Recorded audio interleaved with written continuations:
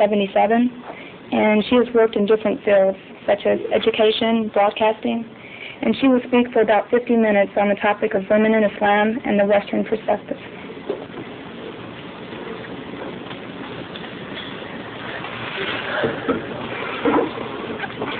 Assalamu alaikum. Actually, I like to say that I reverted to Islam in May of 1977.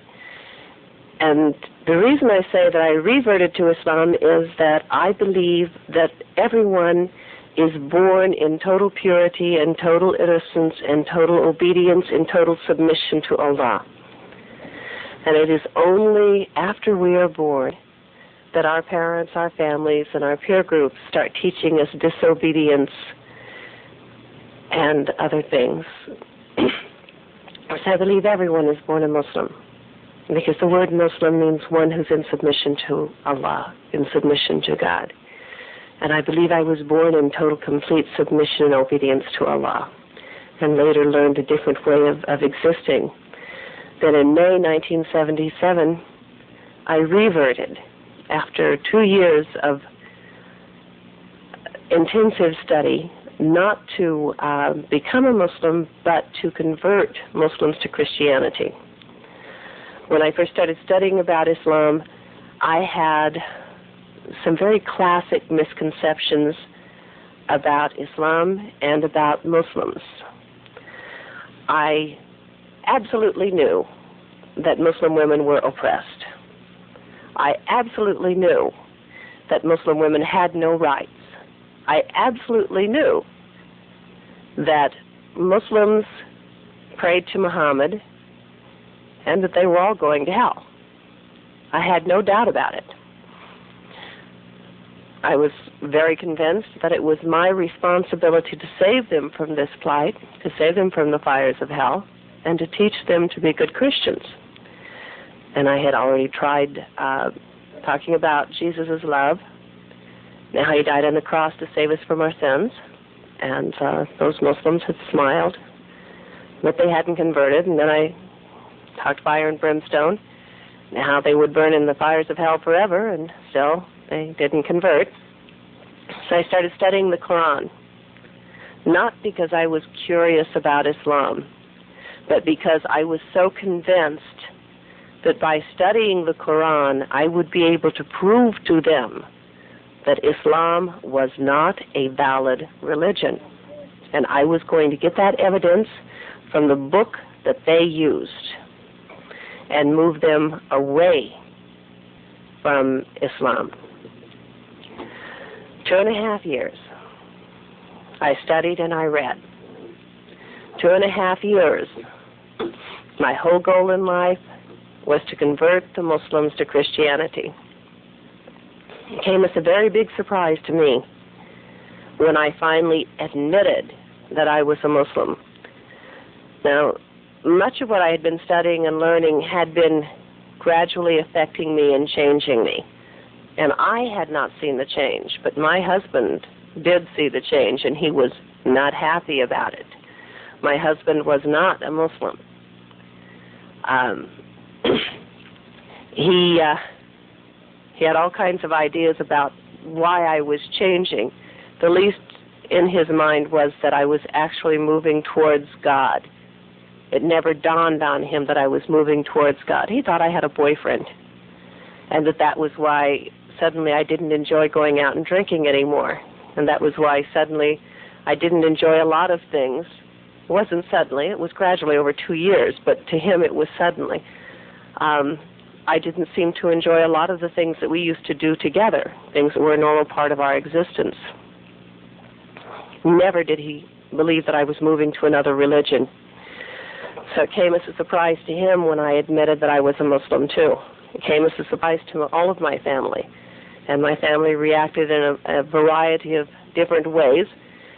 And their reactions were based on the misconceptions about Islam, because like me, they had no true knowledge of Islam. So we're going to talk just a little bit about some of those misconceptions. that are so predominant, and I don't want to try and hit them all because there's too many, okay? And I don't want to give a full lecture on the role of the woman in Islam, although that would answer about half of the questions that you may have. The common idea about women in Islam is that first, we are oppressed. Second, that we have no rights according to our religion. We have no rights. And that we are forced into a life of subservience.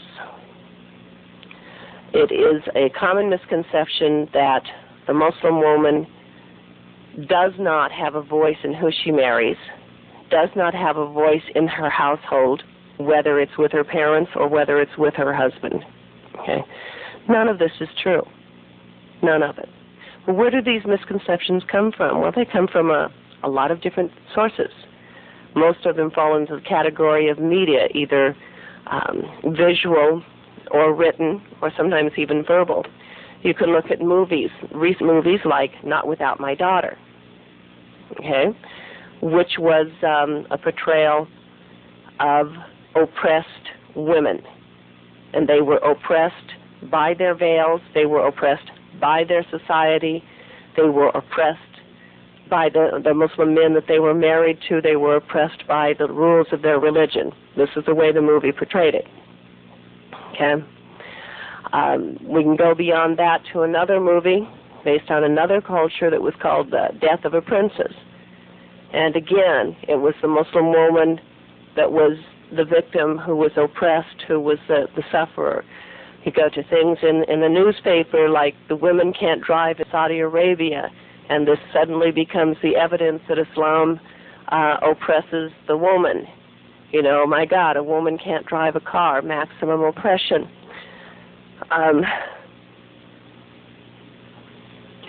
We look at articles in the newspaper about child brides in Pakistan, or a series of articles called Behind the Veil, written by Deborah Scroggins. I see a lot of heads nodding, so you guys must have read some of those headlines like, "It's dangerous to be born female in the Muslim world." Okay. Most people never have an opportunity to actually meet or talk to a real live Muslim.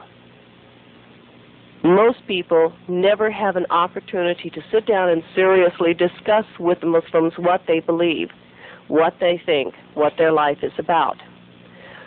So what they have to go by is what they read in books, what they see in movies, whatever it's saying on the news. And the news, of course, the Muslims are terrorists, revolutionaries, a variety of very negative terms are used. It's been interesting for me to watch sometimes they switch with American politics. Take Afghanistan as an example. Okay, when the revolution first began in Afghanistan, the media portrayed the Afghan Mujahideen as revolutionaries fighting against an oppressive government. And then as we were making peace with Russia, then they quit being freedom fighters and they became villains in the way they were portrayed. And it was a very negative portrayal of the Mujahideen of Afghanistan. And then towards the end, again, they switched over and they became freedom fighters again. And we were suddenly supporting them again. And if you do the research through the newspapers from the beginning of the conflict in Afghanistan until the so-called resolution of the conflict in Afghanistan, you will find a big difference in the way the Mujahideen of Afghanistan were portrayed in the American media. And you can say, well, why? You know, it was the same war from beginning to end. It was the same war. Same two sides, same conflict, same disagreement. And still portrayed very differently in the media. Part of the reason was simply that there weren't Muslims standing up and fighting, saying, you know, what you're writing isn't correct. What you're saying is not correct. What you're portraying is not correct. When American media did start traveling with the Mujahideen, then they saw a totally different side of the war, and when they started bringing that forward, it was something else. The same thing happened in Palestine. For a period of time, You only heard one side of the conflict, and then for a period of time you had the American media being allowed in with the Palestinians, and they're portraying another side of the conflict, and the sympathies in this country moved toward the Palestinian people because of the way it was now being portrayed in the media. And then when the contact with the Palestinian people was cut off again, then right away the media went the other direction again. And this can be documented when you start reading in the newspapers and you see how an incident is portrayed at one time and at another time and then later on at another time. And it depends on access to the people. It depends on the American politics of the time, where the government is standing on a particular issue, because the government influences us more than we realize sometimes. Unfortunately, it's not like in the 60s where we really had a phenomenal impact on our government. Americans now give up too easily. We accept too easily. We don't stand up and fight for the truth as much as we once did. We're more complacent than what we used to be. I don't urge a return to the 60s, but I do urge a moving away from the complacency that Americans are experiencing at this time. I do advocate an active role in government. I do advocate reaching out and learning the truth and investigating and questioning, because we need to know what's going on. Okay, so all of these things are things that affect the Muslim woman. Now, I am a Muslim woman. No ifs, ands, or buts about it. I'm a Muslim woman by choice. I'm a Muslim woman because I want to be. If I believed at all that Islam was oppressive to women, I would have run away from this religion like it had the plague. But in my studies, what I learned was that it was not Islam that was oppressing the women. This is not to say that there is not oppression in some countries that they call Muslim countries, because there is oppression, but that oppression is happening by people. It is not the religion. Many people over the ages have used religion to persecute another group of people. When I grew up in the South, and I grew up in a Southern Baptist church, I was taught that black people were animals. Okay, and they used the Bible to verify this to me. And I grew up with this concept that black people were animals. They weren't full human beings. This was the way I was taught, and it was my religion that they used to teach me this. Later on, that got changed again. I mean, things do change. Things are very flexible in this country. There's a great capacity for altering things to make them adapt or to make them more politically acceptable or whatever. I mention that just to show that people do use religion, misuse religion.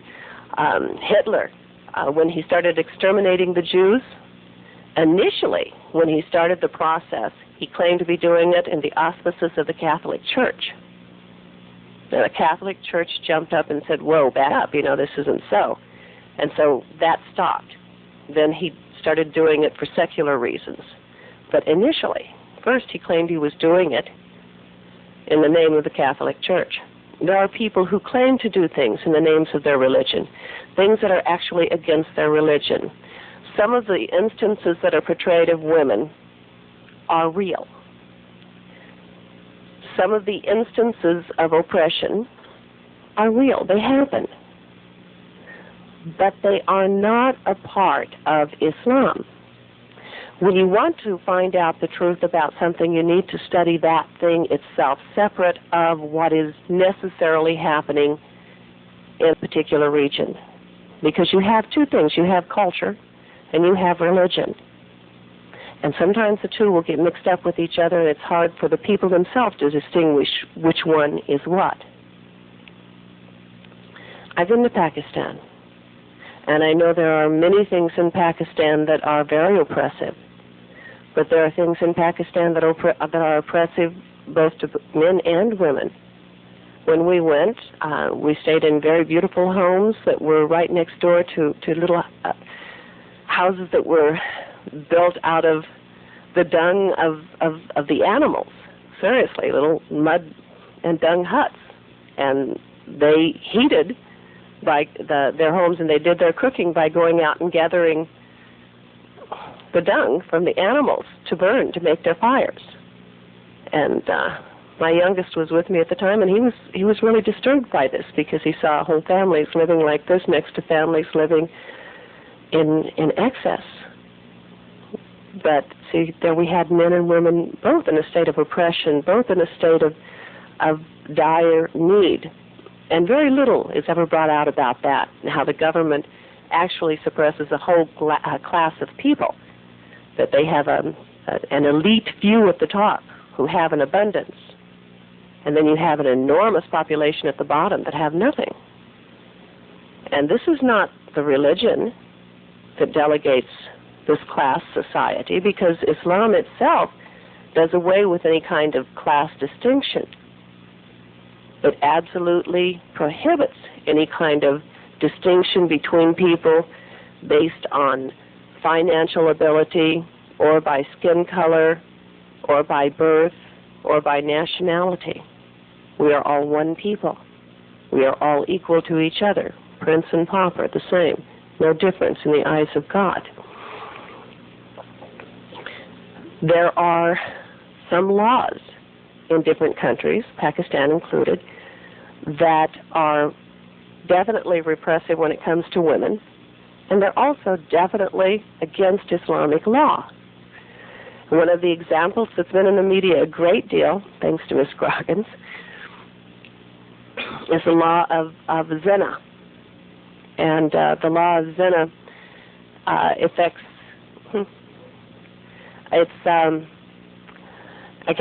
when a man accuses a woman of committing adultery, in Pakistan, what happens at present is that a man will make an accusation that his wife has committed adultery, and they're putting her in prison. And he's not having to come up with any witnesses or anything, and she sits in prison for years and years and years waiting for a trial. Now, according to Islamic law, what happens when a man makes an accusation like this, she's not put in jail. He has to come forward with 4 witnesses who have actually witnessed the act. I mean, they have to have seen her in the actual act of committing adultery in order to bear witness. If he doesn't have the 4 witnesses, then he can swear before God, that she did this thing. But then if she swears before God that she did not do this thing, that's it. She's cleared. And not only that, but by Islamic law, by the very virtue of his insisting that she had committed this, he has to give her a divorce. He has to grant her a divorce at that point. So the way the women are imprisoned there, this is not Islam. It may be portrayed as Islam in the media by some people who haven't researched further, but this is not Islam. Islam has total justice when it comes to women. It's of an enormous concern to me, as an American and as a Muslim woman, because these so-called evidences of oppression of Muslim women, these so-called evidences of the inequality, these so-called evidences of how low the status of a Muslim woman is elsewhere, are used to oppress me in this country. These things are used to oppress me and all other women who wish to practice Islam. See, we wear hijab. We stand out. I mean, right away, we walk down the street and people see that we are different. They may not know right away that we are Muslim, but they know that we are different. And they sit back a little bit, and there's this little level of mistrust that you can sense from them. There's even a level of hostility that you can feel coming from some people just because of the way we're dressed, not bothering to find out who we are as people. I used to produce radio talk show programs several years ago, and one of the men that I worked with, his name was Alan Berg. And Alan was fun, because no matter what kind of program I prepared for him to do on the air, what came out on the air was whatever Alan was in the mood for that day. Alan was a talk show host that people loved to hate. And at that time, we had him in the number 2 slot. I mean, he was the number 2 talk show host in the whole Midwest. And there was one day when Alan didn't like the show that we had planned for him to do, so he decided to do something else. And he went on the air, and he started talking about me, about his producer. And he's telling people on air, you know, that his producer is a Muslim woman, and she always has a scarf on her head. But there's a big lump on top of her head, and he doesn't know, but he thinks it might be a bomb. And that he thinks that I should be forced to take my scarf off so that he can be sure that this is not a bomb and that his life is not in danger. Now, Alan's not believing this, okay? He just loved controversy. So he had people call in and register their votes. Yes, she has to take the scarf off. No, she can keep, she can keep the scarf on. And he kept going on and on and on, for a full 2 hours. We're taking the votes in and comments from people. One of the comments came from my own father, who was not happy about the way Alan was talking about his daughter on air, and Alan had to issue an apology to him at the end of the program because he really didn't mean anything hostile. Alan and I got along very well. The thing about the vote that devastated me was that 97% of the men voted that I should be allowed to dress the way I felt comfortable and that I should not have to take my scarf off to prove anything to anyone. And I went, SubhanAllah, this is wonderful. The men will stand up for my right to be who I am. 93% of the women voted that I should have to take my scarf off and should not be allowed to wear it at work. And I was devastated. I was absolutely devastated. But women would not stand up for their sister and say, that a woman should be allowed to dress the way she wanted to dress. Well, this set us off on almost a whole month of other programs based on this issue. And it seemed that many women felt that my dressing the way I did was a threat to them personally in some way. And there was a level of hostility leveled at not only me, but other women as well. It really hurt because I had been involved in the women's liberation movement since the 60s in fighting for women's rights and equal rights and the right for women to choose, what they wanted to have. And suddenly I was faced with the idea that I didn't have that right to choose, that I had to fit in with what the image of woman was that someone else was perceiving rather than the image that I perceived for myself. So I don't even ask other Muslim women to cover the way I do.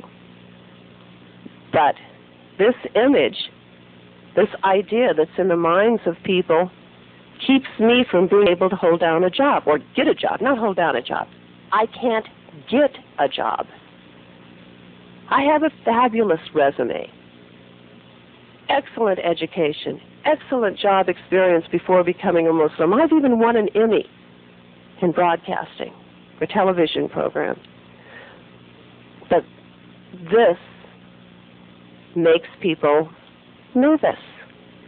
This makes people afraid of me. This makes people afraid to hire me. I have things like, you can't wear a headset because of the scarf on your head. Well, you won't be able to hear through the scarf. Well, your dress will get in the way, so I put on pants with a long top. Well, it's just not the image we want to portray. And so time and time again, I'm turned away. Other Muslim women are turned away. Women with excellent education, excellent experience. We're not allowed an equal opportunity in this country. Women who choose to cover more than I do really suffer. I'll be taking a trip to another state later this month because women are being attacked on the street. Muslim women who choose to wear hijab are being actually attacked on the streets. This is here in the United States. And they're being attacked because they wear hijab. See, a lot of times people can't distinguish the men, you know. It could be Chicano, could be Pakistani, could be Italian, could be Arab. So the men are let to ride. You know, beards don't stand out. Beards don't mean anything. But the dress of the woman, that stands out.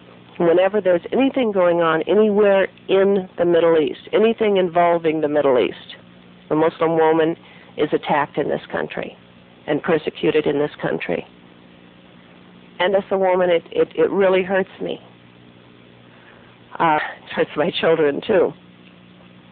Way back in, I don't remember the year. When did we bomb Libya? It's got to have been 7 years ago or something like that. We bombed Libya. Okay? I happened to have been visiting family in Denver at the time, and the Rocky Mountain News headlines were so cute. It says, "We hit Libya, na na na na na." You know, this is like a child. Okay?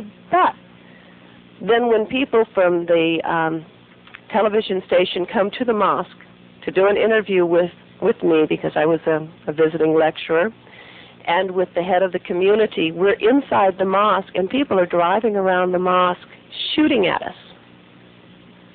They were shooting up Muslim businesses. Women were being attacked on the streets. I had gone to a store and got hit over the head with a stick by another woman because I went shopping. And excuse me, but Libya had not done anything to us at that point. This was way back before Desert Storm or anything like that. And we had bombed there. And the American population decided to take it out on the Muslims that were living here. We hit the Muslims there, let's hit the Muslims here as well. As a Muslim, it hurt me. As a woman, it hurt me. As a mother, it hurt me because my children faced a lot of persecution in the school. They faced a lot of problems in the school. All because we were Muslim. And when Desert Storm, the day that Iraq invaded Kuwait, my son was attending public school. And his name happens to be Muhammad. And everyone at the school knew that Muhammad was a Muslim. So the day that Iraq invaded Kuwait, a group of older kids decided to attack and beat my son up. He had concussion when they were finished with him. He was almost dead. It took another woman to beat the kids off of him to save his life, and the school would not do anything. They wanted to expel my son. And the hostilities were really heavy. And the other woman who had come to my son's rescue came in, she was in hijab. And so they wouldn't believe what she said. That is, oh, you people, you all stick together. I talk about these things because I'm seriously concerned, I'm seriously worried that in this country we may be losing track of one of the foundations of this nation, and this was religious freedom. We came to this country initially so that we would have the right to practice our religions as we saw fit. And over the years, I've fought a great deal in this area. I've fought for women's rights. I've fought for human rights. And now I find myself fighting for my right to be a Muslim. I'm fighting for the rights of other women to be Muslim women and to be accepted. We're not going to persecute other people who do not choose to dress the way we are. But we would like to be accepted as equals because we are. In every way, we are equal to any other woman out there. And we know we are. We're equal to the men, too. Our hijab is not a persecution to us. See, our hijab for us, this is a badge of honor that we choose to wear. It's not something that's forced on us by a man. See, a man can't force us into anything. In our religion, we have the right to choose how we're going to practice and what we're going to do. So those women who wear the hijab, we do it from our own conviction. We do it because we wish to be identified as Muslim. I do not think I should hide my Islam in order to be accepted as a valued member of the society. There is no reason why I should hide who I am in order to be accepted by a society. This is a society that has always been, and inshallah always will be, in a state of flux, in a state of growth. This is one of the uniquenesses, one of the good things about this society, is the way it was designed allows us to grow and to benefit and to change as knowledge increases in people. I'm standing up here asking for my rights as a human being. I'm asking for my right to practice my religion, my right to openly be a Muslim and to be accepted as an equal contributor in this society, to be given opportunity to contribute equally to this society. The other brothers and sisters, we feel the same way. We're not an enemy to anybody. Islam means peace. Islam means peace. Islam doesn't mean death. Islam means peace. Islam means submission to God. Our God doesn't call on us to kill. Our God calls us to peace.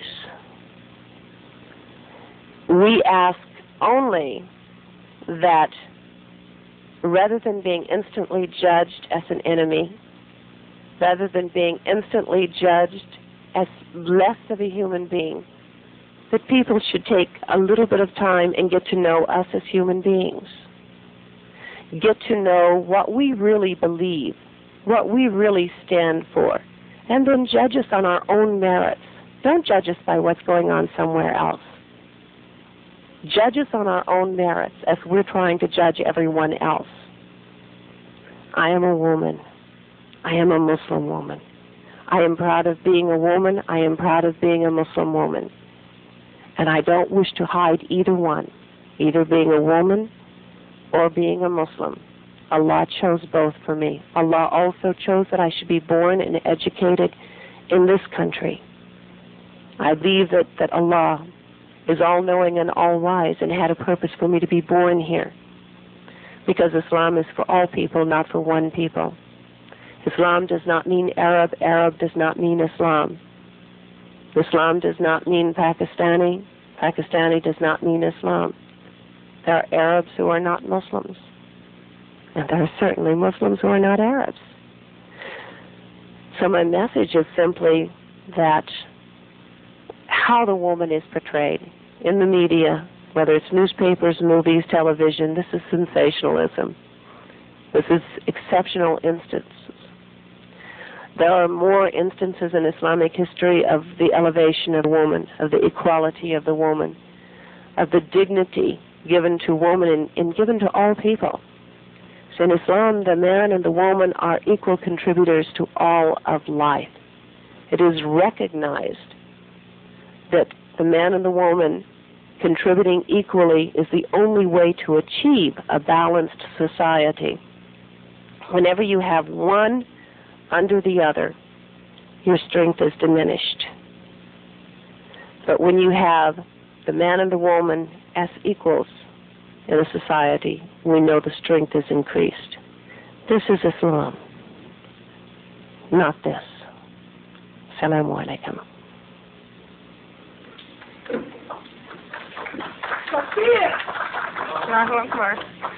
We thank you very much, Aminah. I think everyone has found Aminah's speech to be quite inspiring for both Muslim and non-Muslim. And I forgot to mention, there are some refreshments in the back for anyone that hasn't gotten any. And if you have any questions, just stand up and Aminah will be more than happy to answer them or write them down and we'll read them.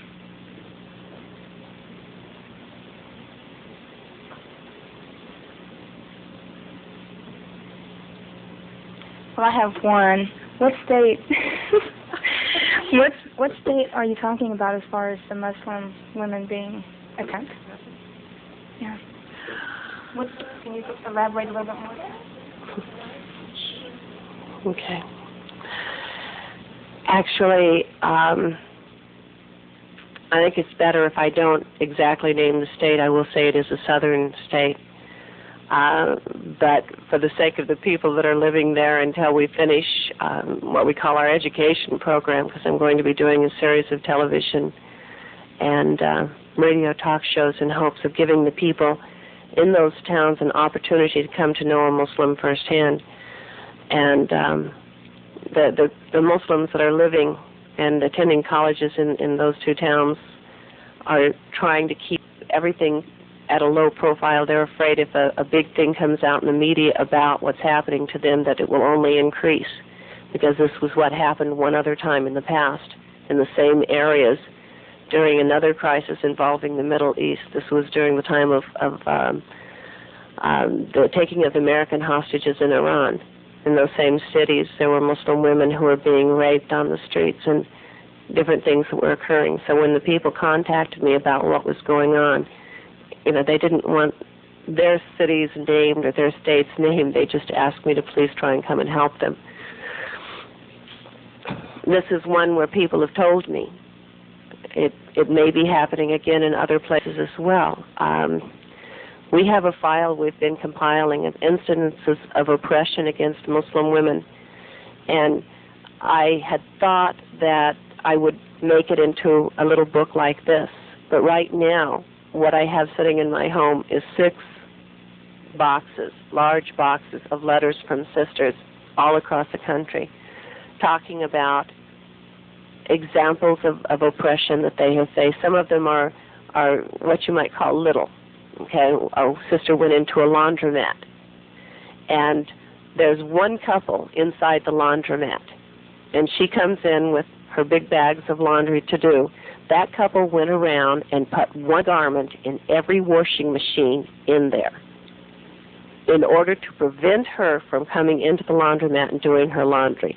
When she sat down and waited for them to finish, they ran their clothes through a second time in every washing machine. It cost them a lot of money to keep that sister from washing her clothes. I mean, it cost them a lot of money.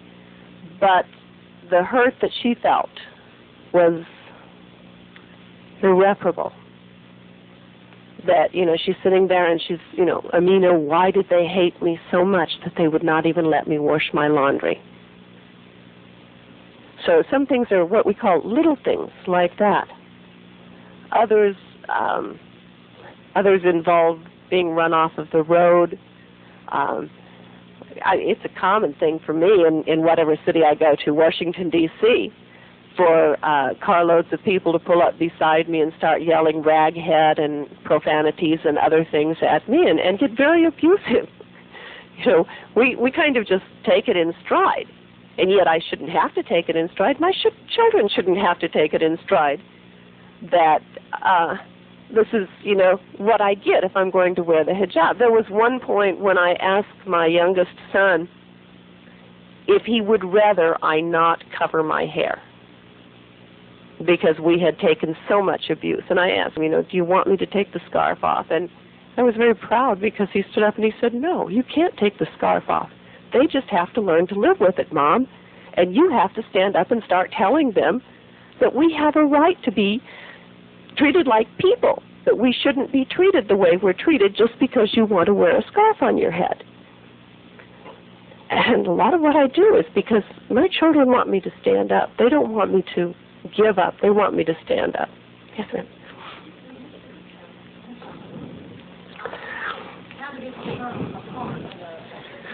The hijab is the covering of the woman is ordered by God, that the woman should cover. Okay, and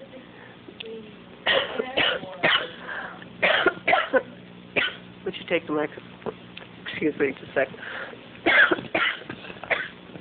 I'm fighting a terrible cold. Sometimes the coughs just won't stay inside anymore. I'm sorry. We're supposed to be covering our hair, and we're supposed to be covering down to our hands and to our ankles. Okay, this is the minimum. How we do it, I feel there's a great deal of flexibility in that, whether it's a shawal and kameez, which is the customary dress from Pakistan and India,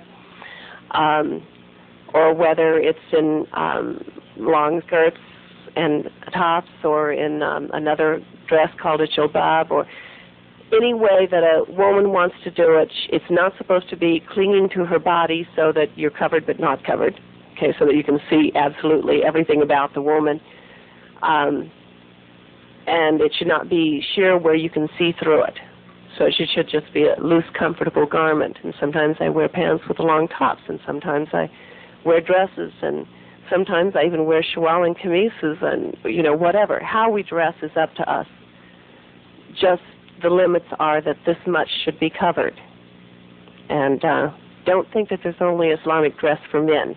Okay, men are not dressing properly either, and we come down on them a great deal. We really do. I'm notorious for coming down on the men for not dressing properly.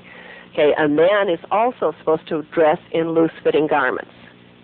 He's not supposed to wear the skin-tight jeans where you can see the creases and everything else, okay?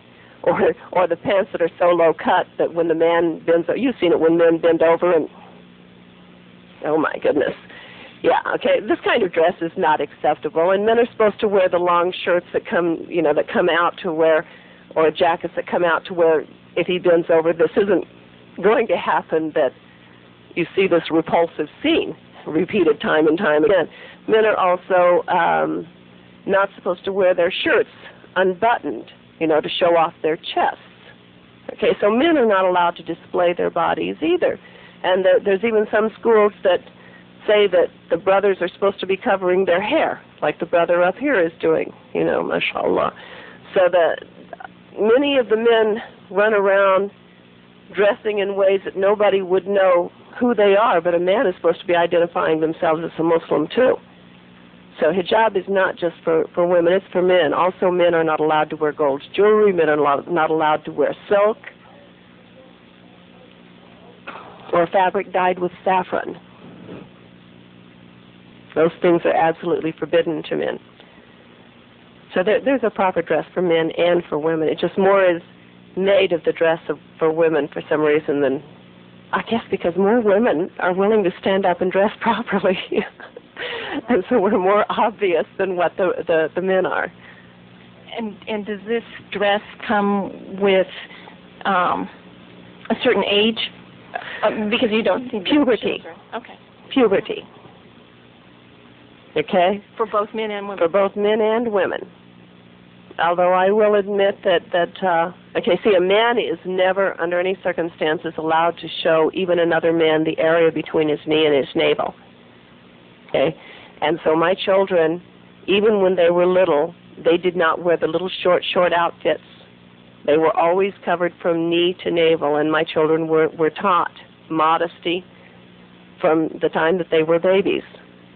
So my children have never gone around showing any of this area that's not allowed, because it's more comfortable for them if they grew up with the understanding this is the area that must be covered at all times. And my boys are avid boogie boarders and surfers and and horseback riders, and we're a very athletic family. We do a lot of camping, we do a lot of hiking, we do a lot together. But we always, whatever we're doing, we manage to maintain Islamic dress and Islamic code and how we do. And we don't find it interferes with anything. I do windsailing. I do the windsurfing, and I'm getting ready. As soon as the doctor gives me the go-ahead, I'm going to start taking hang gliding lessons, and I'm going to go skydiving with my oldest son. My oldest son just took up flying a glider, and now he wants to do the skydiving, and I've agreed to do it with him. So, nothing holds us back in the way that we dress, because there is a level of flexibility. It's just that I don't run around in a bikini. My body belongs to me, and it's not for the inspection or admiration of anyone else. It's not because I'm ashamed of my body. It's because I'm proud of my body. I love my body. And what you love, you're a little bit more selfish with. And you take a little bit better care of, and you don't put it on display all over the place for everybody else. And, my body is mine. And my children have been brought up this way, too, to respect themselves. in the problem with your job, the things you were talking about with jobs, do you have any luck with help from, say, the Civil Liberties Union or, that type? Civil Liberties Union is really cute because they're not interested in helping anything dealing with the Muslims. Oh, really? When I was working at one radio station, okay, the one where I worked with Alan, it was great when it was owned by General Electric. General Electric allowed me to dress however I wanted to. General Electric even provided me with a place to do my prayers. But then it was sold. And the day that the new company came in to take over, the man walked over to me, and he took hold of this part of my hijab and pulled up on it like this, and he says, "That goes or you go." Now, I did call Civil Liberties Union. Oh, we don't get involved in that. Any of the discrimination cases that I could have had, Civil Liberties Union did not want to deal with. EEOC did not want to deal with. They did not feel like they could really prove anything. We have cases in court now that we're having a hard time with. In Philadelphia, we have 4 women who are just being asked, they're asking just to wear the scarf while they're teaching in public school.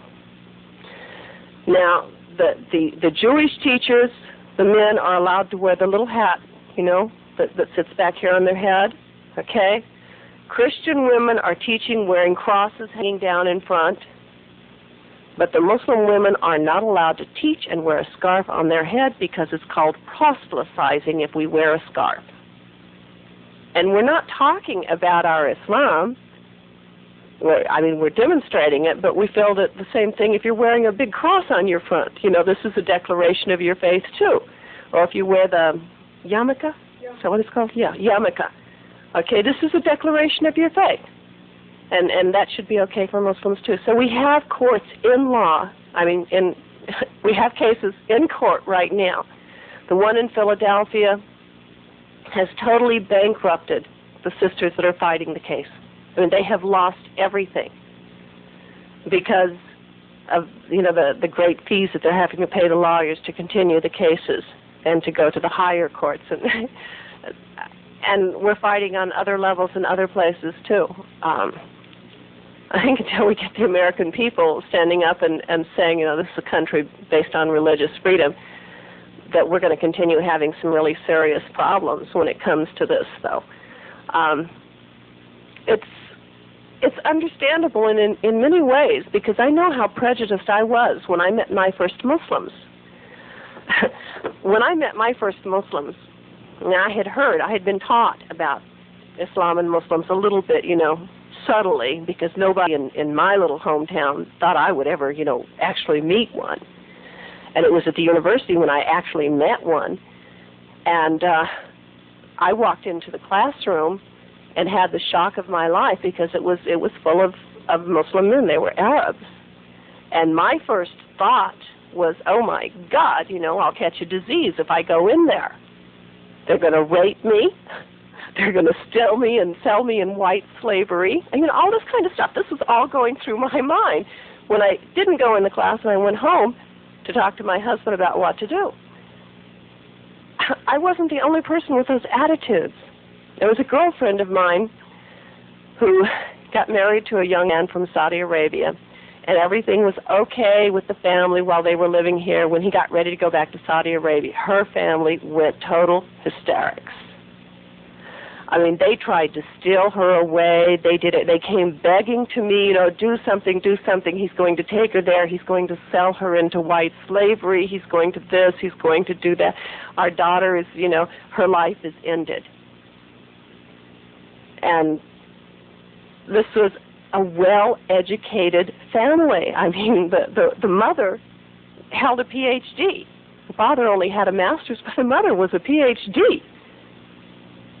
And they're hysterical because their daughter is going to live in a Muslim country, in Saudi Arabia. Well, she loves it over there. She went there, they tried it out, she loved it. That's where she wanted to raise her children, was right there. She didn't want to raise them over here because she was tired of the battle. She was tired of the struggle over here. She was tired of the comments in the grocery store. She didn't want her children to see people ridiculing her day in and day out. So she wanted to live over there. And her husband never sold her into white slavery. But, so it's unfortunately more common a misconception than what we'd like to imagine. Yes, ma'am. Just looking at the situations that have gone on in the United States since the beginning, growing up in public schools and learning different types of history, most of the inequality and racism and people being against certain religions goes towards the education that we are received. Because when you grow up, you didn't hear much about what good happened during the Civil War or what, bad happened. And seems as if the United States takes its turn picking on a certain group of people. And I'm just takes its turn picking on a certain group of people. And it's easier to, I guess, for me to see and to sympathize with the plight that you are going through at this time. But it's like the question, it seems as if, do you see an end to it? I mean, because is it like in the middle stages? Because it's obviously been going on for a long time, and I know certain people, and I had the same thoughts as you did. I just didn't, Muslim just wasn't even, I just didn't understand it, as you would say. You're taught in Christian churches that that's just wrong. They do this and they do that. But then learning and, just from being around certain people who believe in some of the Muslim beliefs, you learn that that's not all true. But still to this fact, I still have the question that what is it that makes you feel that, all this is, like you have to cover your hair and you have to, cover your whole body? Is there something wrong with, the way other people dress and things like that? We dress the way we do because we do it for God. So, whatever we go through, we're doing it for God. And we know that on the day of judgment we'll be rewarded or punished according to what our deeds and what our intentions were. It would probably be, for some people, a very simple thing to say, take it off and sidestep the persecution. But back in 1963, they might have said to you, take off the color of your skin and sidestep the persecution. Okay? I can't take off this any easier than you could take off the color of your skin. That's how much a part of me that it actually is. I would be embarrassed, humiliated. To me, it would be like going out naked if I was forced to take this off. That's how firmly I believe that I'm obeying God, and that's how important God is to me, is that I would give up my life before I would take this off. Now, the educational system absolutely has a lot to do with these ideas. And I'm involved in a group that's fighting in the textbooks to get some of the misconceptions removed from the textbooks. And it has been all people at one time or the other. I'm Cherokee Indian. I remember growing up and reading in my textbooks about those bloodthirsty heathens that went out and killed all the white people that came to this country. I remember that. And I'd sit there going, oh, I hope nobody realizes I'm Cherokee. And it was very bad. It hurt my feelings a lot. But at that point, I used to pretend I was white to try and get away from it. Okay? Later on, we stood up, and the Cherokee Nation and the other nations banded together, and we fought to have correct representation in the textbooks. And it's getting better, as far as the people. Our representation as a people is getting to be much, much better in the textbook. It's becoming more honest. It's becoming more truthful all the way down the line, and it pleases me. Well, we're trying to do the same thing with the textbooks, but it's really hard. It's a very hard struggle. Are we at the beginning, the middle, at the end? The persecution has been going on for quite a while, but we've only begun to speak out against it. So I have to say we're at the beginning of making a change, because nothing changed for any group of people until they stood up and spoke out, until they let people know. Because sometimes you're not really thinking about what you're doing that is oppressing another group of people. You don't really think about it. It's just a natural reaction, a natural way, and it just happens. So until people bring it and put it in front of your face and say, hey, this isn't right, then it doesn't stop. So we're at the beginning of the struggle to change things. I accept that it'll probably take the better part of my life to change it, but I'm going to do everything I can. As long as I have strength to stand up and speak, I'm going to be trying to let people know that we're people too. We're human beings. And we're not an enemy, and we're not someone to be nervous about or be afraid of. Just get to know us. Give us a chance. And we may look different, but if you look back through history, at one time or the other, different people looked different. There was a time where if you were Irish, you were persecuted. Look at the history of jokes in joke books, and you can really tell the persecution of the different groups of people. There were the Irish, there was the Polish jokes, there was the Italians, and the movies went along in that same way. At one time, Irish were always portrayed as drunks, happy, singing drunks. That was the Irish, okay, and then it was the Italians, and then so I recognize that this has happened to different groups of people through all of history, but it's not an excuse. It doesn't justify anything. So we're at the beginning of the struggle, and you're going to be hearing a lot more, God willing, from Muslims.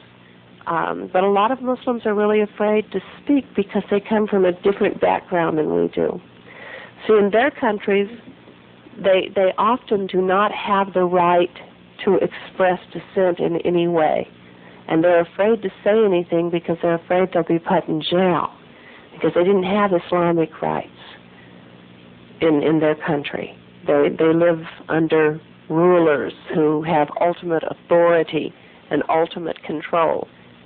And so they haven't learned to speak out. And as many of those countries are changing their political systems, and people are starting to speak out more and more in other countries as well. But those of us that grew up in this system, we were taught to stand up and yell. So I guess the first yells will have to be coming from this country, because we at least had the educational system that gave us the training and the knowledge and the understanding that you have to stand up and yell to get things changed. Yeah, go ahead. With the when you talk about change, there were a lot of people of color who were for change, and that's brought up during the Civil Rights Movement. But what actually many of us believe that the only reason why that the Civil Rights Movement did actually have any effect was that the whites of America joined in with it to believe that we should be treated as equals and not separate. Do you feel that, how would someone who is, not Muslim, who are concerned about what's going on and how Muslims are being treated, help in the movement to show that they are actually, being prejudiced, just as if against color or whatever, are breaking actually the Constitution in the fact that you have the right to practice whichever religion you prefer? I think in many ways you're right as far as on the civil rights movement, that what happened was that a lot of people of different colors, of different faiths came together and stood up and fought, and many put their lives in jeopardy. Growing up in the South, I was an active member of the civil rights movement and experienced numerous threats on my life just during that period of time as well. And yes, I do believe that it's going to take people who are not Muslim as well as people who are Muslim to stand up and help us to win our rights. I think it will take a joining together. And we're trying to do that through involvements with different interfaith groups and with different community organizations. We want to have a peaceful education process. We don't want to have to go through anything like what happened during the civil rights era. We don't wish that ever to reoccur, because there was a lot of tragedy involved in that. And we also recognize that even though the civil rights movement was considered to be a success, that it really hasn't been. Okay? So that kind of movement, I don't think, really totally succeeded. part of our re-education process, we hope will also succeed in granting the civil rights to all people rather than still having a minority, okay, that really isn't as fully accepted. And people of a darker complexion, whether they're of Latino origin or African or any other origin where their skin is slightly darker, they do have a lot of prejudice on the work on the work and the social arena. There are a lot of problems. Women are still persecuted against in this country. I mean, you can look at the excuse me. You can look at the salaries that are paid to men and to women, and you can see the inequality. There is a persecution still of women in this country.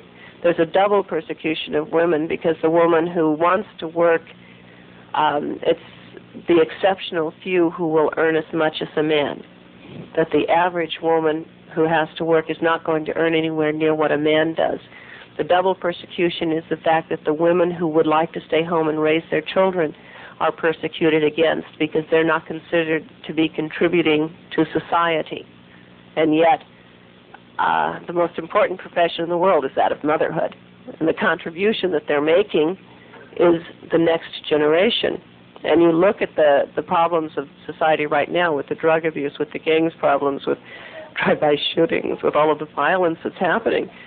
I believe it's directly related to the persecution of the woman who wants to stay at home and raise a family and to provide a family unit for those children, because the children were deprived of a family, so they searched elsewhere for this bonding family unit, and unfortunately it ended up being with gangs that led them into other ways of living that weren't good. Where if it was possible for women to stay with their children, or for men, if the man wants to stay with the child, if it was made possible for us to maintain a family unit, I don't think we would have as much tragedy on the streets as we have at this time. There's a lot of problems that have to be addressed and adjusted in our society, because there's a lot of tragedy that is on the increase. So it's, we look at our own plight, but while I'm looking at our plight, that's my personal struggle here, I have to be involved in the other problems as well. So I'm very involved in these other issues because they're also a part of my life here. You had one, I think. At least they gave you the microphone, so. I might use it, yeah. I have two questions. One is a curiosity, probably because of, I'm sure there's biases I have because of movies that I've seen and books that I've read. What does the Islamic law say about a man that commits adultery? And what if any, disciplinary actions does he have to expect? The punishment for adultery is death, whether you're male or female. The punishment for adultery is death. And it's not one for one and a different punishment for the other. Is the Islamic law practiced fairly, and is it practiced according to Islam or according to the government? There are, at this time, in my estimation, no truly Islamic states. There are some occasions where I have seen equal justice meted out. Okay, there are other cases where I've seen that they have not followed Islamic law. In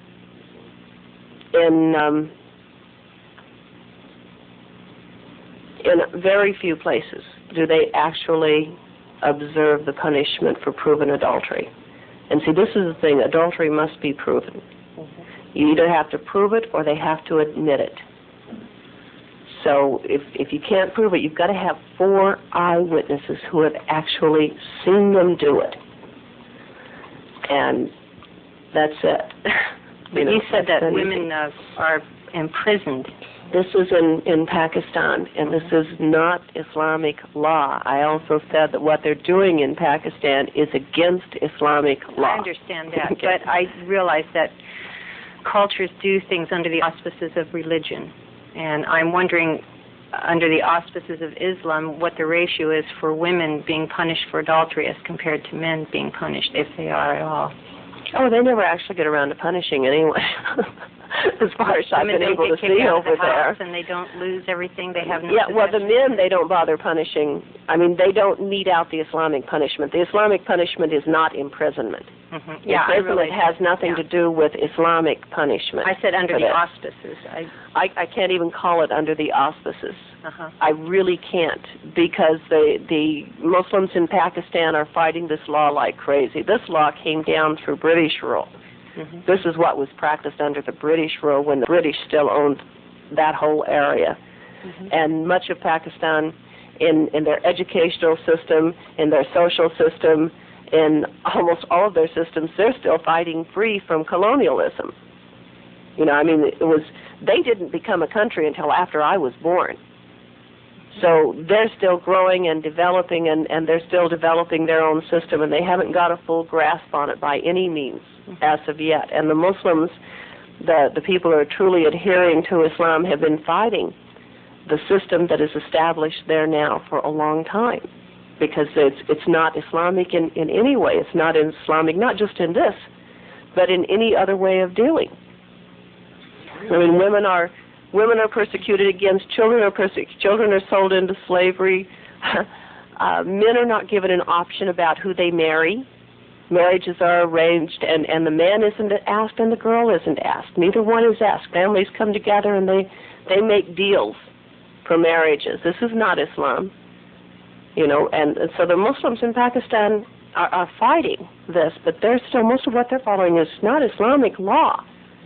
The problem is that we tag them as being an Islamic country because it's predominantly Muslims that live there, okay? And then they tag the U.S. as being a Christian country, which, yeah, it's not.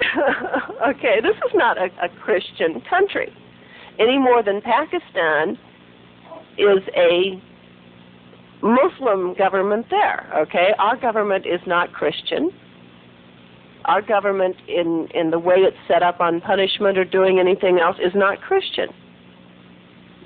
But when we look at our country, we're able to separate that and say, this is secular and this is, but it's not. But then when other countries look at us, they don't separate it any more than we do when we look at them.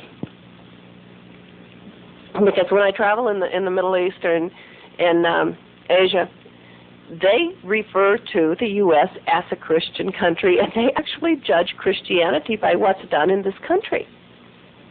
And so they see Christianity as condoning premarital sex and alcoholism and the use of drugs and gangs, and all of this is put onto Christianity. Okay, we do the same thing.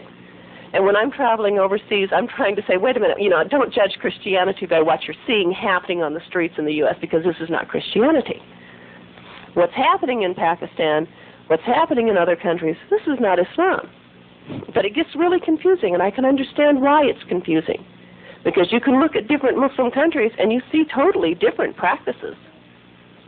I mean, you can go to Malaysia and you will see very, very different ways of being than what you will see in Pakistan. Or go to Saudi Arabia and you see something totally different. And go to Jordan and you see something that's really different. Go to Morocco and, whoa, you've got an exceptional experience there. I'm curious about the Islamic law about not driving a car. There weren't cars when the Islamic law was. See, that's not an Islamic law. That's a law of a government. Oh, I thought you said Islam women were not supposed to drive. No, I said that's certainly not oppressive. I said that women were not allowed to drive in Saudi Arabia. Oh, okay. All right. But you also said you didn't think that was very oppressive, so I was curious, and I guess maybe that's why I took it. No, I didn't say that either. Oh. Kind of implied it, though, by the way. No, I'm laughing because such a big deal was made out of that when we're not looking at the oppression of women here in this country, and I'm not talking about just Muslims, but suddenly this was held up as the evidence of the absolute evidence of the oppression of the women was the fact that she could not drive a car. And I'm going, oh my God, there are other things that would be held up like this so much better than the driving of a car. Okay, I mean, that seems like such a petty thing to be holding up, really, when there were other things. I mean, I would hold up, the fact that the woman is making so much less than a man for the same job done here in this country. This is serious oppression because this is affecting her in every way. There's no way to escape from this. I would look at I would look at things in a slightly larger picture than just, the driving of the car just never struck me as being that big a deal. Maybe because I take it for granted because I do it over here. But my girlfriend that lives in Saudi Arabia doesn't drive a car and is not bothered by it at all. None of them that live over there. I've got about 16 of my really close friends now living there, and they don't drive cars. And they really aren't that upset about it. It just doesn't seem to faze them. And they come back over here, and they aren't necessarily eager to get behind the wheel of a car. It's not like they come over to visit me, because most of the husbands send their wives to spend time with me because we're really close. We're like family. And their wives come back to visit me every couple of years. And so every summer I have a house full of women from some other country, which is a lot of fun. But they don't come over and jump behind the wheel of my car right away. I mean, they just don't. Sharifa was with me for 3 months a couple of years ago, and not one time did she ever ask to drive my car. Well, I guess it would depend if you were trying to earn a living and maybe didn't have good public transportation. I think it's relative to where you live and your situation as to really how important a car could be. Yeah, it could be. Yeah, it can be a really But in this country, there's many women who can't even afford cars. Where I live, less than half of the women own cars, and we have no public transportation. Right, and I see women here, I live in New Mexico, and I see women walking 20 miles to work. So they can't afford cars. It's not a matter that they don't drive. I bet they'd like to have one, though. They had to walk 20 miles to work. They're real healthy. Yeah, I'm sure. They're real healthy. 20 miles is a lot. And, there's one woman that we offer rides to all the time, and she's just not interested in getting in the car to ride with us. She's going to keep walking. She likes it. She believes that the reason that she's almost 100 years old is because she walks so far all the time. And she is one energetic lady, and she may well be right. Because that woman, I see her in Española in the morning, and then later in the day I'll see her in El Rito, which is 14 miles from there, and then later in the day I'll see her 17 miles from there in Abiquiu, and I'm going, wow. This lady really travels. Yeah. She gets down there and goes. So, oppression of not being allowed to drive a car, or oppression of not being able to afford a car because they make minimum wage or less. Because they happen to be Latino, sometimes they get shoved down making less. Look on the Navajo reservation about how many people have cars, can afford cars. They can't even get them. Well, that's another form of oppression, if they wanted it. Yeah, if they needed it, if it would help their And some of them do want them, and some of them do need it. And, we do run shuttles for people to and from the hospitals, because there's no hospital in the town that I live in. Okay, and, the people there would be astonished if a woman was making more than minimum wage, no matter how much education she has. They think $6 an hour is unheard of for a woman. You don't pay a woman $6 an hour. And I'm going, $6 an hour? Who would work for $6 an hour? It's a level of oppression because they don't have any options. They were given no options from the beginning. They have no options. And, there's a disadvantage in not being able to drive sometimes, but just because they can't drive doesn't mean they can't get to where they want to go either. Sharifa runs her own business. One of her sister-in-laws is the president of a bank. Another one of her sister-in-laws is the president of a university. Another one of her sister-in-laws happens to be one of the head administrators at the King Abdulaziz Hospital. They get to work, and they get their business taken care of.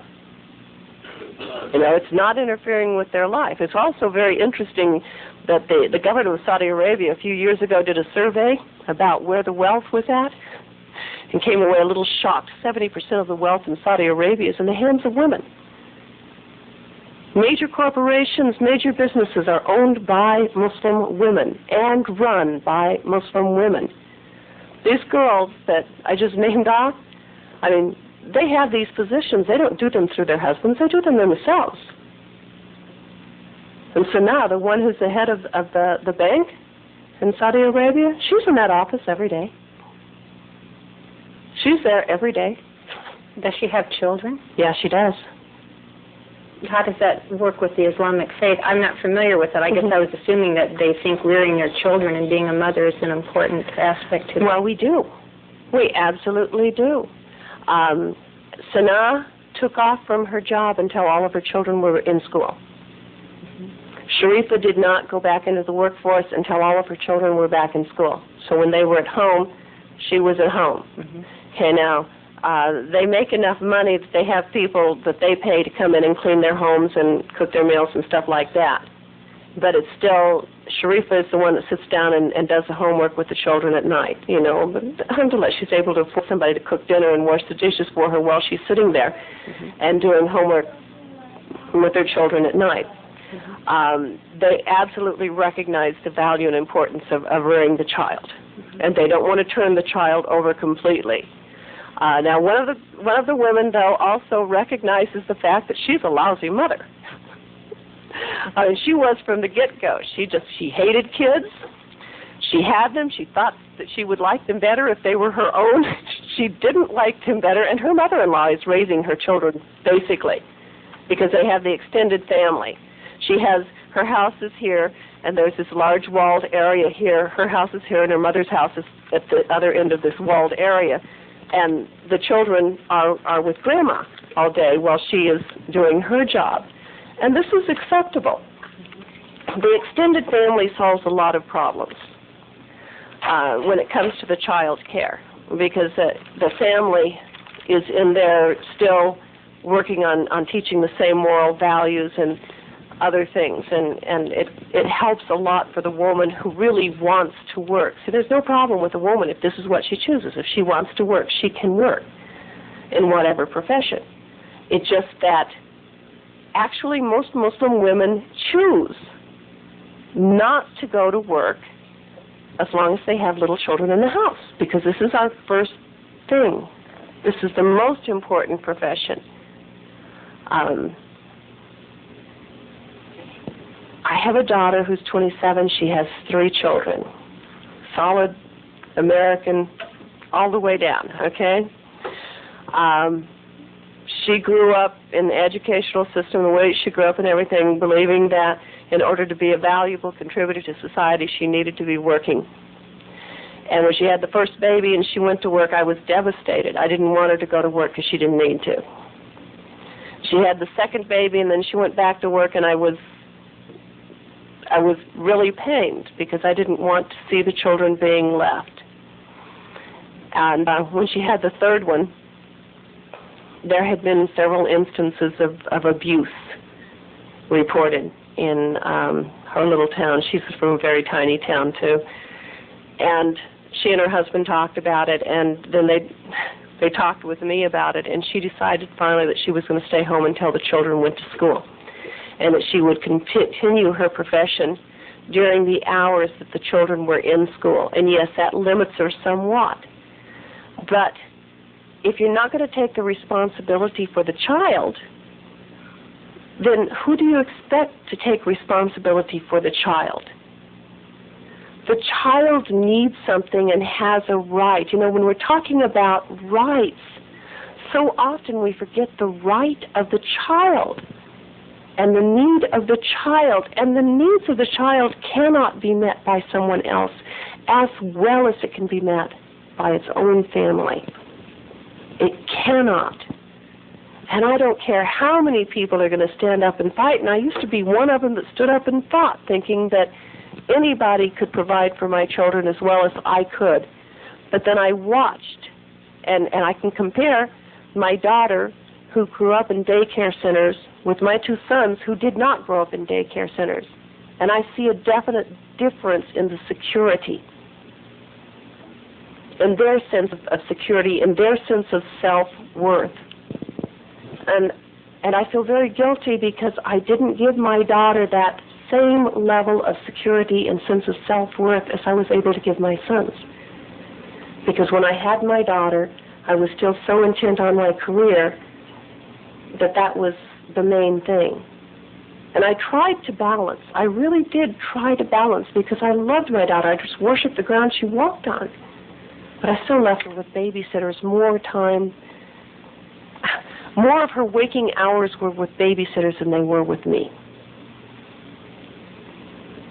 And I think it did affect her.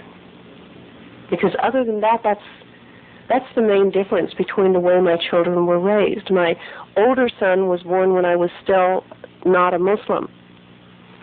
And I never left him. He was with me all the time. You know, I nursed him, and he was always with me, and he was very secure. And maybe it could be because of difference in personalities.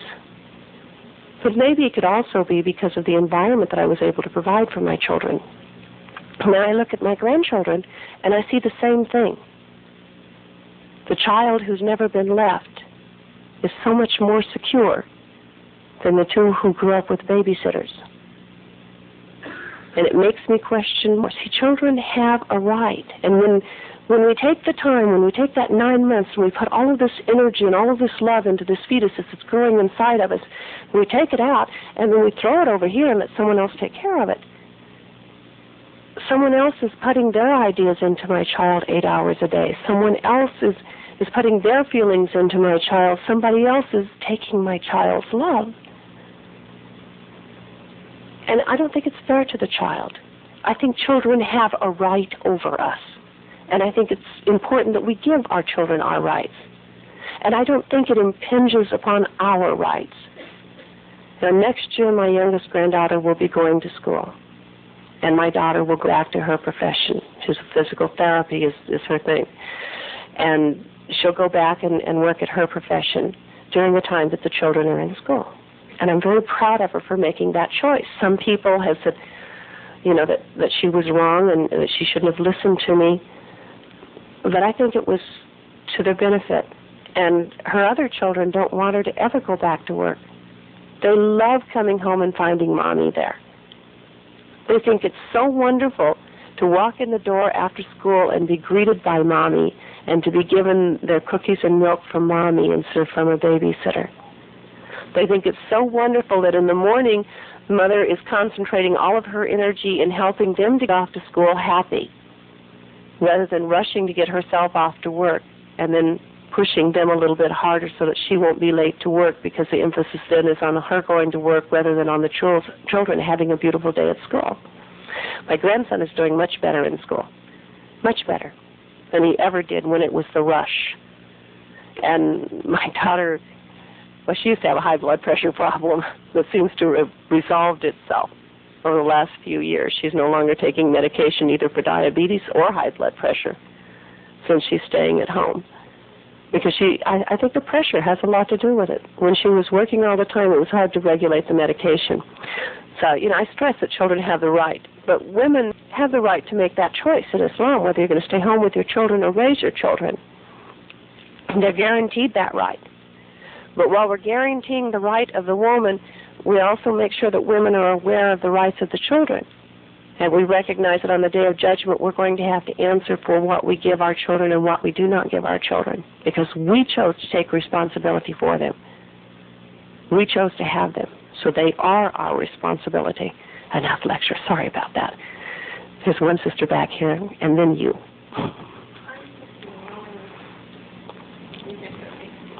Knowing what really made a difference for you when you started reading the Quran. And if you have for some time your doubts or serious doubts for a period of time before you really settled down? There was no one thing. It was everything as a whole, because I was nitpicking. I was trying to find a fault. I went through that Quran so many times that it was unbelievable. Before I embraced Islam, I had read the Quran fully 4 times. I mean, from head to toe, and I don't know how many other times by going from here to there and here to there and searching for, and sometimes I could pull a little ayat or a part of an ayah out of context and make it mean what I believed it was supposed to mean, But the minute I would slide it back where it came from, it didn't mean what I wanted it to anymore. It meant the way things were supposed to be. What I saw was a well-developed, fully formed social system that provided rights and equality for all of humanity, male, female, black, white, orange, or polka dot. It didn't make any difference. It was a fully developed social system. Told you how to deal with people as parents, as children, as neighbors, in business, in international politics. And my biggest problem was sitting here and reading this book and seeing all of this going, why isn't this done anywhere? I was really appalled by the fact that everything was in this wonderful book and nobody was doing it. That was the thing that was hardest for me. The other thing that was really hard for me was I knew my family wasn't going to take well to this. And I knew my husband was not going to take well to this. Those things held me back a little bit. The confusion about why it was that I couldn't see this actually being practiced except for with small groups of people, and how was I going to make my family understand. And my family didn't understand. They really didn't at first. There was a lot of hostility. I mean, my sister's a psychiatrist. She had me admitted to a mental institution for evaluation. She thought, that was important.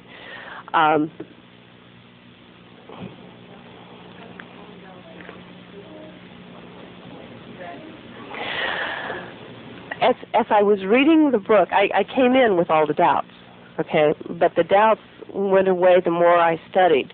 Then, no, I didn't have doubts. There was still a couple of areas where I had problems, okay? And I will admit that when I first admitted that I was a Muslim, that I believed everything else, the two areas that were still, at that point, hard for me to accept were the hijab and polygamy.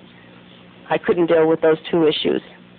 So I did my shahada in a way where I excluded them, because I vowed that I would never, cover my hair, because at that point I was still not comfortable with it at all. And I wasn't willing to commit myself to that. I could accept the correctness of everything else, but that was too much for me to deal with. It was less than a year later, though, with continued study, that I chose it for myself. You have to understand, when I came into Islam, I lost my husband. We ended up in divorce because he couldn't cope with it. And it didn't stop there, because when we went to divorce, they took my children away from me. They said the unorthodox religion would be detrimental to the development of my children. I was given 5 weeks a year of supervised visitation, during which time I was not to use the word Allah or Islam or anything related to Islam. I wasn't to have them around other Muslims.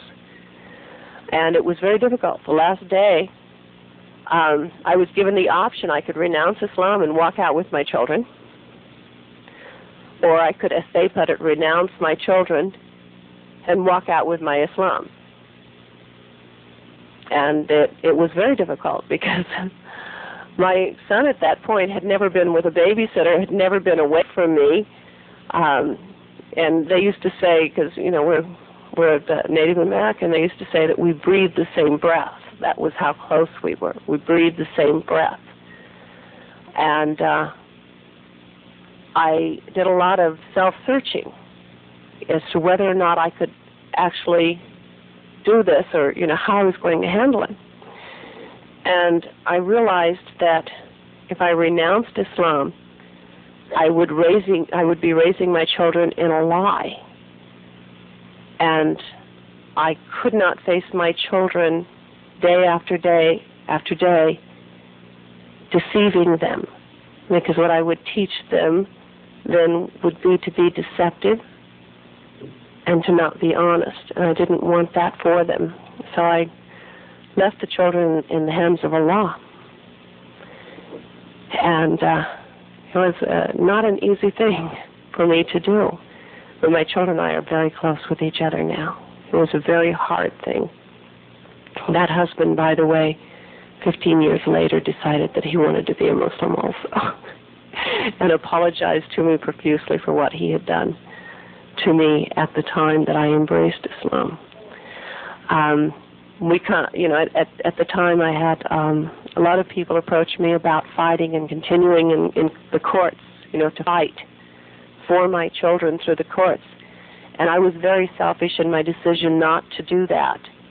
And it was purely selfish. I thought about fighting for them so that the whole world would know, and then I made the decision not to fight because I did not want my children to be the center of a conflict. And so I didn't battle it any further. I just decided to concentrate on being a Muslim and concentrating on doing everything according to Islam. And many members of my family followed me into Islam. It took my husband a lot longer, but I'm very pleased that he did follow me. And while they kept my children from me in one way, my children respect me more than anyone else in the world. They really respect me, and they really value me because I'm honest. And they know that, if I say something, they know what they're going to get from me is the truth, that they will never be deceived in anything. And my grandchildren know the same thing. If nothing else, Mama will only tell me the truth. Of course, they still think Mama is next to God. This is the advantage of grandchildren. They think a lot more of grandparents than they ever will of their parents. Yes, sir. Are you telling me to be quiet? Of course, I want you to give the answers shorter. That might help. I don't think, coming back to the issue of the Islamic law, I just wanted to make a comment, because it really helps. I don't think that you are implying in any way that you're defending the position of driving in Saudi Arabia, are you? Oh, no. Okay. Because that's what I got from the discussion that you had.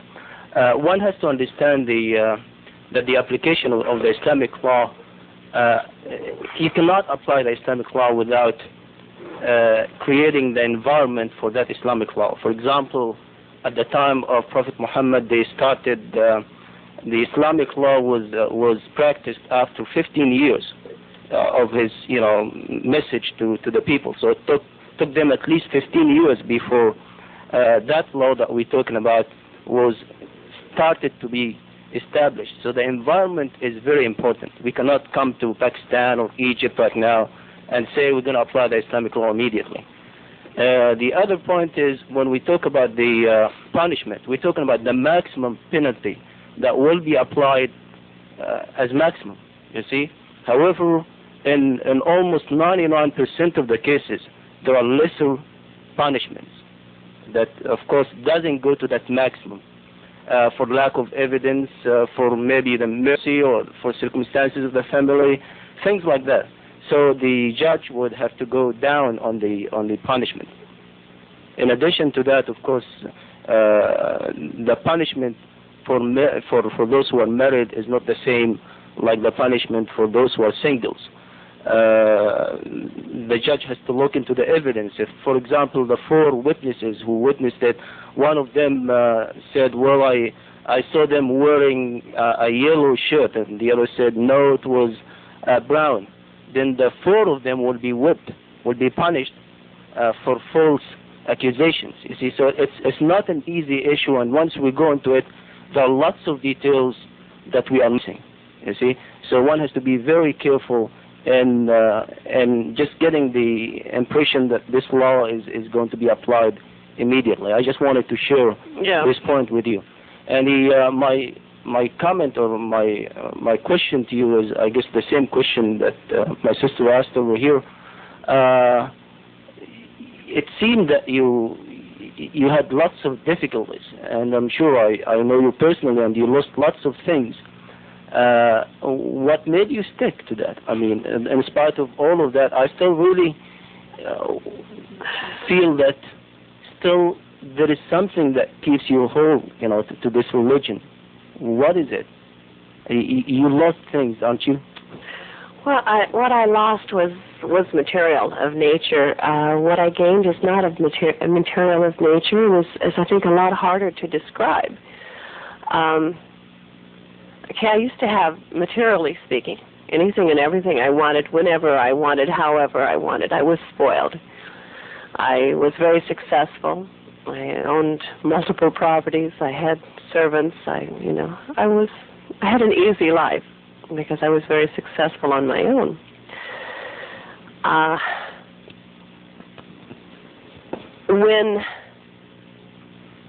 When people come to know me now, if they were to describe me, they usually come up with one of two words, okay? Happy and peaceful. I have an inner peace, an inner security, an inner joy that bubbles out constantly that I really can't control or contain.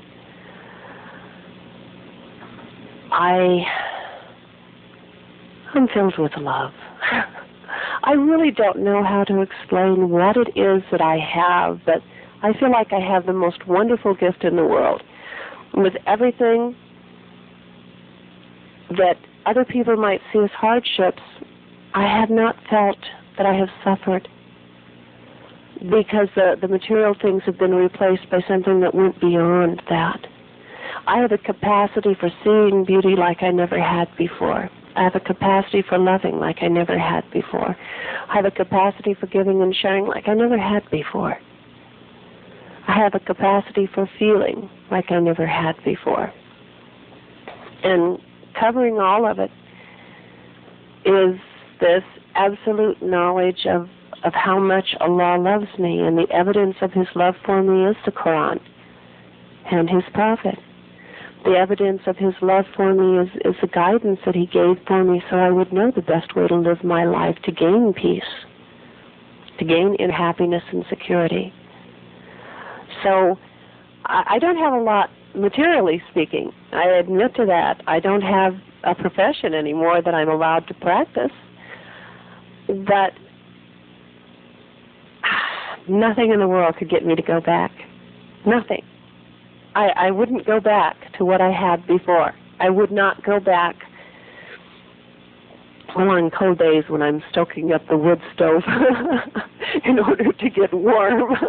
I might have a little bit of temptation to wish that I had a servant who would get up and stoke it for me. Okay. Sometimes I don't like that I have to wash my own dishes now. It's not something I was accustomed to before. But when I look at the whole picture, when I look at everything, I have more now than I ever had. I have more love for my family. I have more respect for my family. I have love and respect from all of the people in my community, even though I'm odd man out because nobody else dresses like me. I mean, nobody knows me, but in the town that I live, they have a nickname for me. Okay, and they call me Sunshine, because my name, Aminah, is a little bit hard for them to remember because it's so different. So everyone calls me Sunshine. They say, "Good morning, Sunshine. How are you, Sunshine?" Okay? And what they see in me is how happy I am and how warm I am and how much I love. What they don't see, well, maybe they do. I don't know. But that's what I'm getting, is that sunshine is coming inside me from God. And it just kind of bubbles out all the time. I'm not a poet. I'm not an artist. I can't find words to describe what I have and how I feel.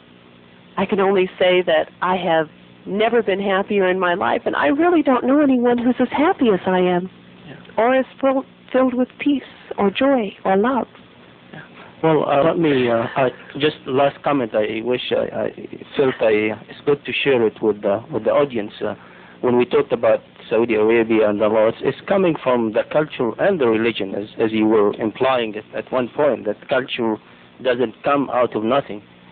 So really, when you look into circumstances and how they look into the woman and how they respect that they should be protected, there is an Islamic law that says you close the door for anything that is going to bring harm. So to them, they looked at it as, if she's going to drive in some some circumstances she might get lost someplace and some people may hurt her. That's the excuse, and they say, okay, let's then close this door completely and avoid getting into troubles for them. One has to understand, of course, the environment. People like it or don't like it. I bet if you take a vote right now in Saudi Arabia, the majority will vote for it. Still, there are people who are against it, and still people who complain about it. But again, one has to look into what's going on in the society. If, for example, you take me from here, I go there, and then I go to my country, Egypt, and we don't have any discrimination, for example, blacks or whites or anything. It's funny when I came over here and looked at it and saw those old differences. So it depends on the environment and how people are looking into things. You see what I'm saying? So I felt that this might help you a little bit understand. What I was trying to say, I mean, it seems that Islam does not accept oppression of women. And I think probably any religion in a pure sense does. Christianity does. Many Eastern religions don't. But none of them are practiced. They may be practiced purely by groups and individuals, but groups and individuals are subject to the areas that they live in the government. And I just think that some of the movies that I saw, the books that I read were reputable enough that what they were saying was not Islam was oppressive, but that the women in the Islamic countries were being oppressed, and Islamic law was being twisted by the powers that be to control women or people that were poor, or you have, a large group of people that are oppressed, not just women, but they do fall into that group. It's like they are here. Yeah, which is true, and unfortunately it used to be here in this country as well, that religion was twisted and used as a weapon to, well, yeah, it still is, but not as bad as it used to be. They used to use the religion to keep us from voting. My grandmother was the suffragette, and so she's told me some of the stories, But one of the things to also remember is that we've had over 200 years in this country to make this a better place, okay? Most of the so-called Muslim world has only been free for 30 to 40 years. Up until then, they were under colonial rule, and they did not follow any kind of Islamic law when they were under colonial rule. They followed British law, French law, Italian law, Portuguese law, whatever country claimed dominion at that time. And it was only after they got their freedom that they started trying to find their own way. It was only after they got their freedom that they started learning and studying about Islam again. So maybe 200 years from now, we can look and things will be different. Because if we were to look at our own nation at the same stage of development, we would see a very different picture than what we see right now as far as persecution. So, I mean, there's that to consider as well.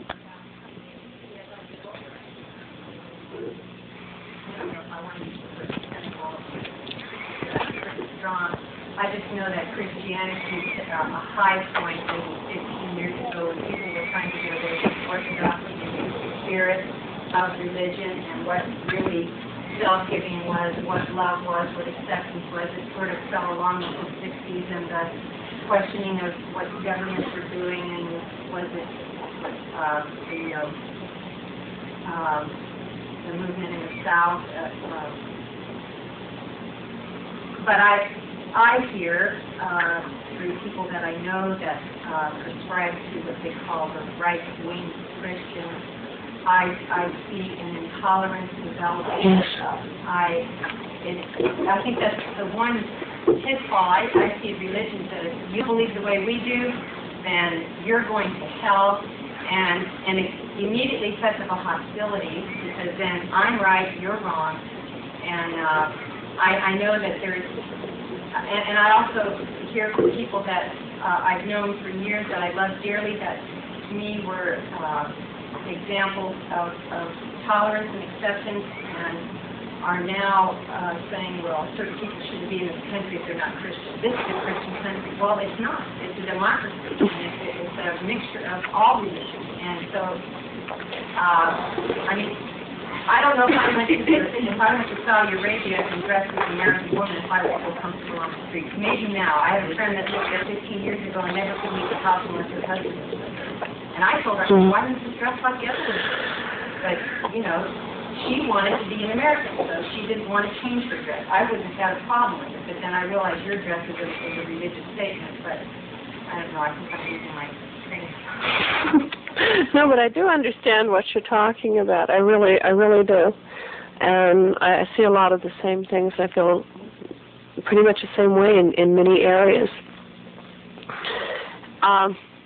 Intolerance really doesn't have its place in any religion, in any religion at all. And it is something that we're facing constantly. And I see intolerance amongst Muslims. You know, I'm a Muslim, and I will admit that Muslims, many of them are quite intolerant of people of other faith groups, and I do see the movement that's happening with a lot of the other religious groups also, where they're moving to I don't want to use the word fanatical, more rigid approach though, that doesn't allow any flexibility at all, and this is predominantly in the South. When I mean, this is where I've seen it the most, is way along in the areas of the South where they don't allow any flexibility, and anybody who doesn't belong to their church group is going to hell. Even other Christian groups are going to hell. But that was also the way I was raised. You know, back in the 40s, that's the way I was raised, was to believe. I mean, I was considered really a liberal because I was Southern Baptist and I had friends who were Catholics. And that was just good. Wow. I mean, aren't you worried about having friends who are Catholics? You know, they might take you to hell with them. And I still remember that back in the 40s, you know, that we didn't talk to Catholics. You know, and most of us didn't even know a Catholic. And at that point, we certainly didn't know people of other cultures. When a Catholic was considered a foreigner in the 40s, you know, things, the nation is in a constant state of flux. The new level of intolerance frightens me. It frightens me because I see it geared not just towards me, but towards any people who would choose a direction of independent thought, a direction of creativity, a direction that would actually lead to a betterment of all of humanity. So it is frightening, and I admit that there are Muslims who fall in that category. There really are. And there may even be some of them right here at the school. I run into them all the time because I stand up and speak, and I will have Muslims who will come and criticize me because I stand up and do what I do. And I'm not dressed like they think I should be dressed, you know? I mean, maybe I should wear this, or maybe I shouldn't wear that, or this color's not good, or that, you know. So I know that there's the intolerant group amongst the Muslims, and you see and hear a lot about them, and with all the others. And it's frightening. It's frightening because in the 60s we kind of thought we took care of a lot of that. In the 70s we thought we'd made a lot of different changes that were going to make the world better and it would stay better. And sometimes when I look at it, it looks like we're back in the 40s again. And I wonder, how did we get there? You know, what did we do? And maybe we need to learn a lesson from that. I wish I had an answer on how we could keep from going in this constant circle that we keep going in. I think I found the answer for myself, and that was in Islam. That I'll never get trapped back in that circle as far as my own attitudes and my own ideas, and maybe putting that in my children. They won't get trapped in this kind of a circle of ideas where they're going to keep going back from being intolerant to being overly tolerant and not being able to find a level of balance. And this is Islam. Islam is balance. So for me, I found it. But I found it in the way I've chosen for myself. But it's not necessarily the answer for everyone. I mean, not everyone would be comfortable being like me, and it would be a real boring world, probably, if everyone was like me. Okay, everybody walking around and smile, yes. No.